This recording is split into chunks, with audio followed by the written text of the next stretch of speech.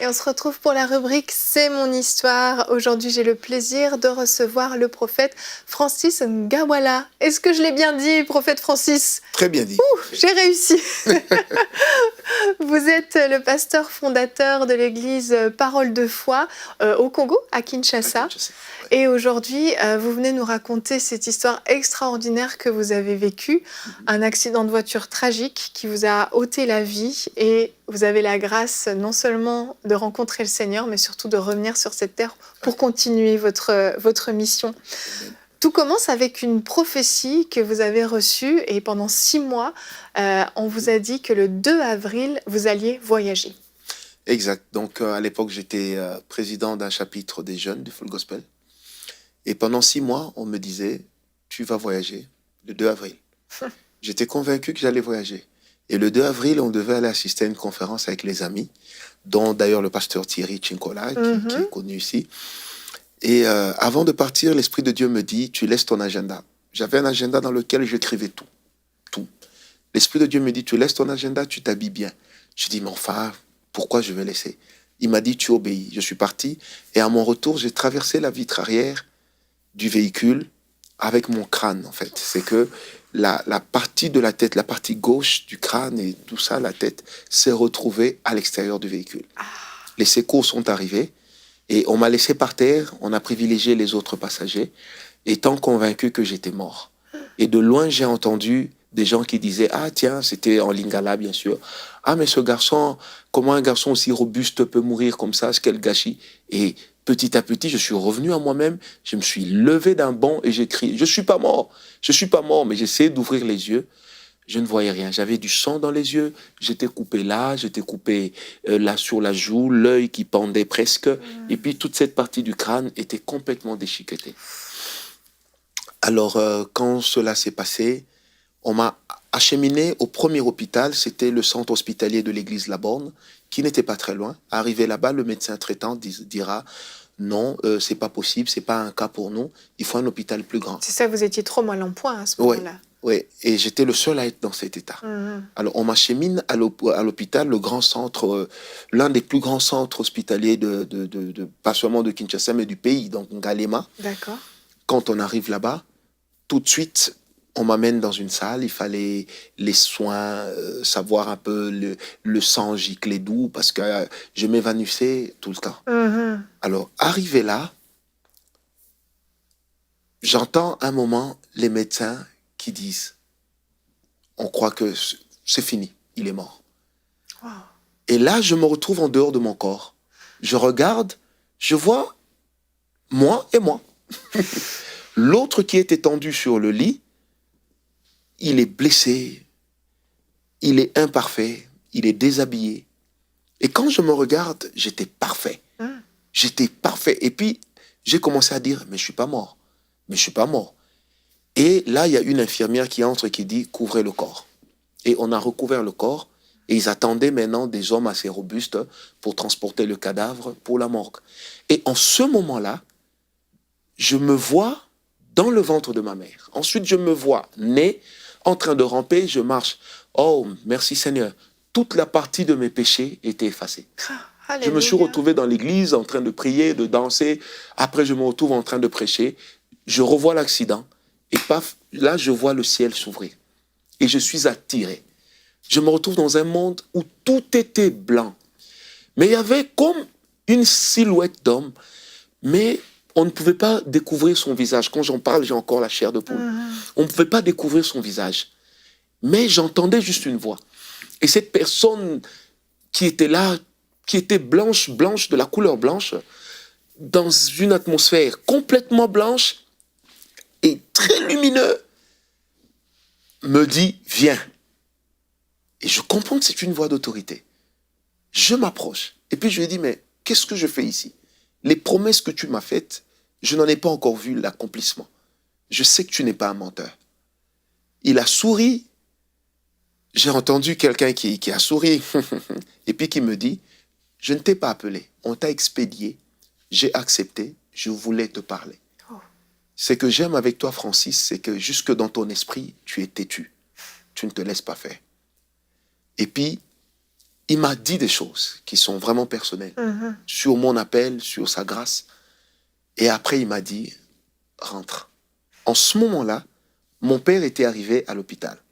Donc, il était au chevet, tête baissée, il attendait, comme tout le monde, qu'on ramène le corps à la mort. C'est ça, pour lui, c'était fini, Voilà. Vous étiez mort. Et j'étais comme une pierre qu'on a balancée dans le monde, et je suis retombé dans ce corps. La première des choses que j'ai fait, je m'en souviens comme c'était hier, c'était le 2 avril 99. J'ai ôté le drap qui recouvrait mon visage, et j'ai parlé en langue. Rabapapapapa, shekaya bababa. Juste après ça, je me suis évanoui. Et on m'a amené dans la salle d'op et tout. Alors, rendez-vous compte que quand j'ai commencé à vibrer en parlant en langue, mon père et les infirmières qui étaient là, tout le monde a quitté les lieux. On s'est dit, non, ça c'est compliqué. Ils sont partis.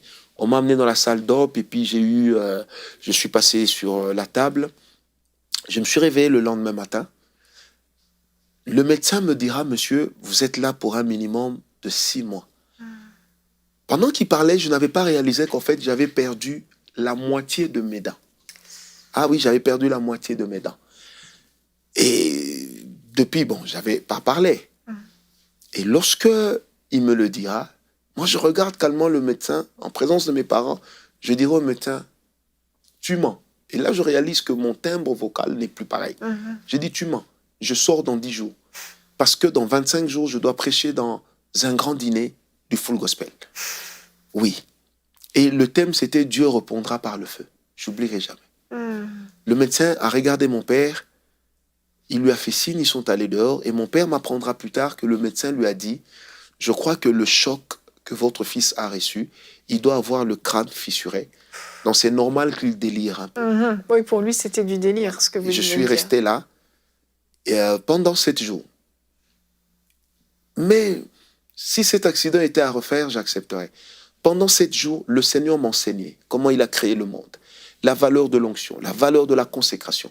Moi, je dis toujours, je ne me sanctifie pas parce que j'ai peur des hommes, mais je me sanctifie parce que je connais le Dieu auquel j'ai cru. Amen. Je me sanctifie parce que j'aime ce Dieu. J'ai vu la gloire de Dieu. Et il m'a enseigné. Le 7e jour, la nuit, alors j'avais autour de ma tête comme une sorte de casque. Et en dessous, il y avait tout le bandage de la tête. On m'avait laissé juste les yeux et la bouche pour me permettre de me nourrir avec de la bouillie essentiellement. Oui. Alors je ferai un rêve. Dans le rêve, je pose la question à Dieu. Mais qu'est-ce que je fais à l'hôpital? Et j'entends une voix qui me dit, viens. On se retrouve comme dans un supermarché, mais à l'africaine. Et il y a un monsieur, un géant, mais il est sombre. Rien qu'au regard, il est méchant. Ce monsieur avait des nains autour de lui, qui étaient en fait ses démons, ses acolytes. Et il leur dit, suivez cet homme, faites-lui du mal, tuez-le. Alors j'ai commencé à courir, et quand eux, ils m'ont rattrapé, ils m'ont pressé le crâne, et le sang dans mon songe giclait exactement de là où j'avais toutes les ouvertures qui sont survenues lors de l'accident. Après, j'ai vu que je me suis débattu, je me suis relevé, j'ai entendu des chrétiens qui priaient pour moi. Et cet homme, ce géant dira, c'est fini, vous l'avez laissé partir, nous ne l'aurons plus. Et c'est ce jour-là que j'ai compris que cet homme-là, c'était Satan. Oui. Et que ces nains, c'était ces démons. Et quand je me suis réveillé à l'hôpital, j'ai sursauté, je me suis rendu compte que le cousin qui me gardait à l'hôpital avait déserté la chambre. Et après, il me dira, mais tu faisais des mouvements bizarres, tu criais, je ne comprenais pas ce qui se passait, moi j'ai fui. Alors quand je me lève, je me rends compte que le casque est par terre, mais en fait, pour que le casque soit ôté de ma tête, il fallait le suturer, il fallait le couper. C'était impossible de l'enlever. Impossible. Alors, on a appuyé sur la sonnette, l'infirmière principale est arrivée, elle a appelé le médecin arrive là, quand il voit mon casque par terre, il commence à crier sur moi, mais monsieur, c'est quoi cette histoire? Mais on est en train de vous soigner, mais apparemment vous vous négligez et tout. J'ai regardé le médecin, j'ai dit, regardez bien. Quand il lève le casque, il se rend compte qu'en fait, c'est comme si on a juste extrait la tête, mais je ne peux pas comprendre. Il regarde l'infirmière, il me regarde, il dit, j'ai jamais vu ça. Il ordonne à l'infirmière, il dit, enlevez tout le bandage. Lorsqu'ils ont enlevé le bandage, alléluia, c'est que tout était refait et le visage était redevenu normal. Problème, c'est que tous les fils étaient restés. Alors, comment l'enlever? À 10 heures, une autre équipe est venue, ils ont tiré les fils, ils l'ont enlevé. Et le soir, le médecin n'avait pas d'autre choix que de signer le bon de sortie. Vous étiez complètement guéri. Complètement guéri. Aujourd'hui, il n'y a aucune cicatrice. Mais quand on me regarde de très près quand même, Ok. mais complètement guéri. Et j'ai dit à mon cousin qui me gardait, je lui ai dit, avant que je ne quitte l'hôpital, je dois totaliser 10 jours, et ceux qui occupent les chambres d'avant et d'après moi vont être guéris le même jour. Et juste dans la chambre arrière, il y avait la maman de celui qui était à l'époque ministre de l'Agriculture chez nous, qui a été miraculeusement guérie. Alléluia. Et le 10e jour, le médecin était obligé de me signer mon bon de sortie. Et quand je sortais, j'ai dit au Seigneur merci. Et le Seigneur ce jour-là m'a dit, je voulais t'instruire, maintenant tu n'es plus la même personne. Wow. Alors, le 25e jour après l'accident, j'étais sur la chair, en train de chasser les démons. Et c'était la première fois de ma vie que je vois un paralytique marcher. J'avais cette rage du diable. Et c'est là que je suis entré dans un ministère de délivrance. Parce qu'aujourd'hui, à moi, vous ne pouvez pas dire que le diable n'existait pas. À moi, vous ne pouvez pas dire qu'il suffit de se sanctifier pour ne pas être attaqué. À moi, vous ne pouvez pas dire que Jésus ne guérit pas. Et quelqu'un qui me suit est peut-être découragé, mais j'aimerais te dire que Jésus guérit encore. Que le Seigneur, sa puissance n'a pas tari.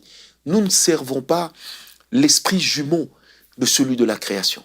Nous servons le même esprit.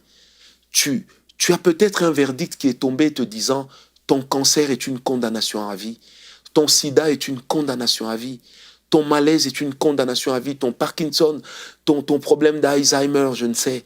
Mais j'aimerais te dire que Dieu m'a ramené de la mort à la vie. Il n'y a pas pire que de ressusciter un homme qui est mort. Alors, qu'est-ce que ce Dieu ne peut pas faire pour toi? Je crois qu'en ce jour, c'est une grâce que nous avons. Et quand j'en parle, je sens l'onction de Dieu. Et je sens comment l'Esprit de Dieu entre dans les maisons et comment le Seigneur est en train de guérir vous qui me suivez. Même si vous me suivrez en rediffusion, même si vous me suivrez plus tard, sachez-le, Dieu n'a pas changé. Son onction est la même. C'est ça l'histoire de mon accident. Et cette histoire, ma sœur, a changé ma vie, a changé ma conception de Dieu. Aujourd'hui, je suis un homme de foi. Je n'ai rien de meilleur que ma foi. Je crois que Dieu peut tout. Je crois que Dieu peut tout faire avec moi. Mon mariage a été une affaire de foi. Mes enfants sont nés par la foi. Je vis par la foi. Je crois en Dieu. Et quand je dis aux gens que Dieu, c'est mon boss, je sais de quoi je parle. Amen. Le Dieu que nous prions, il est le Dieu capable. Et chez nous, à l'église, à la parole de foi, nous disons toujours que nous croyons en Dieu, nous croyons en sa capacité d'agir et nous croyons que notre Dieu est illimité. Alléluia. Amen. Merci infiniment, Pasteur Francis, pour ce témoignage qui est bouleversant et nous rendons toute la gloire à Dieu. Merci.